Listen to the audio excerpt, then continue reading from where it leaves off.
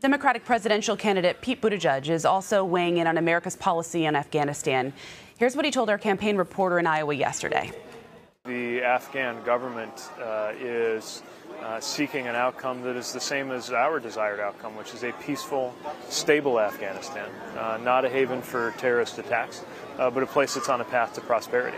Our interests are aligned, but we need to make sure that the Afghan government is set up for success. When we first intervened, it was understood that our purpose was to remove the Taliban's ability to be a haven for al-Qaeda.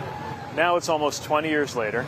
Al-Qaeda is not something you hear about very much. The Taliban still is. And it's become unclear whether our mission is supposed to be the long-term stability, peace, and prosperity of Afghanistan, or simply keeping America safe. I think the latter can be the only justification for U.S. military force, even though I also think we have an obligation to support good outcomes with economic, diplomatic, and other tools. Well, if the Taliban are really willing to lay down their arms and participate in a pluralistic democratic government, we should welcome that. But we need to make sure that they're serious, and we need to make sure that a legitimate Afghan government is supported.